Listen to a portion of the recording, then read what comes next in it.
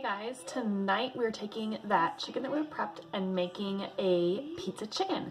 So instead of dicing the chicken, we're actually just going to cook it in a cast iron skillet, just like we would all of our other meal prep. So rather than, and I made 3 here, that I'm going to save one because they are pretty big. So I'm going to be saving one for meal prep for later. I'm going to be dicing this guy up. This is about 2 servings of chicken. They're pretty big chicken breasts, and I actually split these in half. And the other 2 I'm going to take and make them a pizza chicken out of. So, I got my pasta sauce here. The thing with, this is just a marinara sauce. The thing what you want to find when you're looking at pasta sauce is you want to always look at the ingredients. You want to see, and this is a new addition to nutrition labels in 2018, is they have to put how much added sugar there is. You can also do that alternatively by looking down at the ingredients and making sure there's not any added sugar. Tomatoes are going to naturally have sugar in them, so you don't necessarily want 0 sugar, or there won't be 0 sugar. But what you're going to do is for each chicken breast, take a spoonful of your tomato sauce and just kind of spread a shadow of your chicken breast onto the bottom of your baking dish. If I'm making more, I'll use a bigger casserole dish, but just using 2 tonight because I'm doing 1 serving for dinner. Then you will take your chicken breast, and again, I just season this with salt, pepper, garlic. I actually put a little bit of oregano on these as well, simply because I knew I was doing the pizza chicken.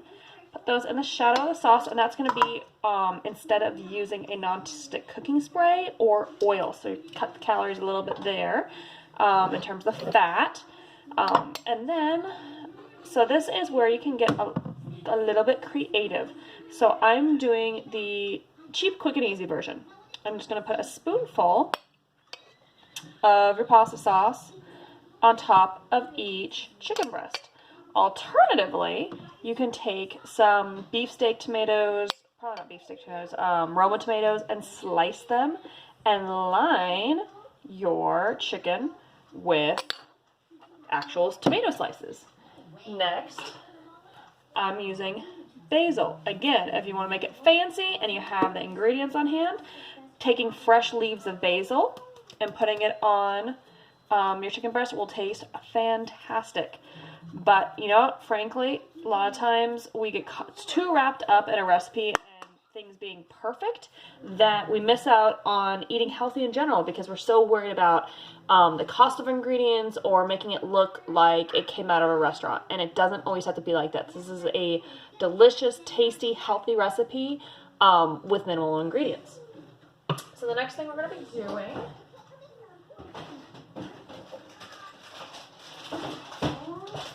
is topping, and this is the pizza part, topping each slice with a slice of provolone. So just like the pasta sauce, there's going to be what you want to look for. So this is 10 deli slices, but it's 7 ounces. So it's going to be less than 1 ounce per serving. What that means is you can use 1 whole slice of provolone and then also top it with some shredded Parmesan if you want to, or even a pepperoni slice, because pepperoni is kind of like bacon, unfortunately. As much as we say like deli meats, not deli meats, but cured meats, so like sausage, or not sausage, well, sausage, bacon, salami, pepperoni, things like that. As well as if we say, oh, it's a meat, it's a protein, because they're high fat content, they're actually going to count more in our diet as a fat. Not necessarily a healthy fat, but all in balance, all in good time, all in moderation, right? So we're not cutting out any foods, we're not cutting out any flavors or ingredients, we're just balancing it. So rather than having my provolone be 1 full ounce, 1 full serving of fat, I can put the provolone on it, and I'm just using 1 slice per chicken. I can also add, if I wanted to, some pepperoni or Parmesan also. So, like I said, these are probably, this is actually going to be 3 servings of chicken, so I'm adding an extra half a provolone. And we just kind of make it even, so there's enough chicken or enough provolone on each. And so you can do this. I cooked this chicken up today, obviously, it's in the pan.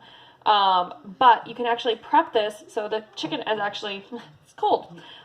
You don't have to make it the same time. So then this, you're actually going to turn your broiler on high, put your rack on an upper level, and stick this under the broiler for about 5 minutes, basically until the provolone starts bubbling and looking golden and brown. And that is going to give that juicy, cheesy, smoky pizza flavor. And like I said, if you want to top it with a cup of, like, a little tiny sprinkle of shredded Parmesan, or also a pepperoni slice or two, like two or three pepperoni slices on each one, be great. And that fat that you're getting from the pepperoni will offset, because you're not using thick slices of provolone. You're not using 1 ounce slices of provolone. If you want to add like something like olives, well, that is also going to be a healthy fat, so you want to account with that for the cheese. You can also top this if you like bell peppers or basically any topping that you usually get on pizza, you can put on this too. And then, like I said, if you wanted to make this a little fancier, put actual whole leaf basil underneath the chicken. It's delicious. It's quick, it's easy, so I can have everything ready, just pop in the oven for about 5 minutes, and as soon as my husband gets home, it's done. So I don't have to worry about spending a half hour in the kitchen. Chicken's already done, put the toppings on it, pop it under the broiler, yum.